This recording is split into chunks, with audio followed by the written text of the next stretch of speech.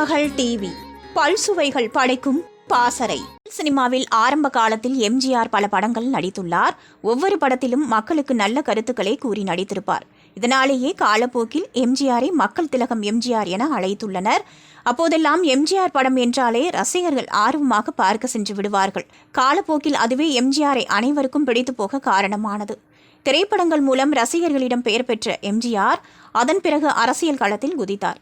அப்போது இவர் மக்களுக்கு நல்ல ஆட்சியை செய்து மக்கள் மனதில் நீங்காத இடத்தை பிடித்தார். எம்ஜிஆர் அரசியல்வாதியாக இருக்கும்போது சட்டசபை கூடுவதற்கு முன்பே என்ன நடக்கும் என்பதை முதலிலேயே கணித்து விடுவாராம். அதாவது 10:30 மணிக்கு சட்டசபை என்றால் 9:30 மணிக்கு அனைத்து வேட்பாளர்களை வர சொல்லி முதலிலேயே அவர்களுக்கு என்ன சொல்ல வேண்டும், என்ன செய்ய வேண்டும் என்பதை தெளிவுபடுத்தி விடுவாராம்.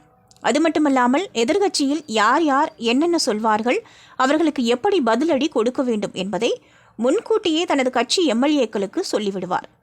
இதற்கு உளவுத்துறை ஒரு பெரிய காரணமாக இருந்தார்களாம். அப்போது எதிர்க்கட்சி தலைவராக இருந்த கலைஞருக்கு எம்ஜிஆர் பல உதவிகளை செய்துள்ளார். கலைஞர் கருணாநிதி வீட்டில் நடக்கும் பிரச்சனைகளை கூட எம்ஜிஆர் தான் தீர்த்து வைப்பாராம். பிள்ளைகளுக்கு சண்டை வந்தாலும் எம்ஜிஆர் கூப்பிட்டு அவர்களை சமாதானப்படுத்தி விடுவாராம்.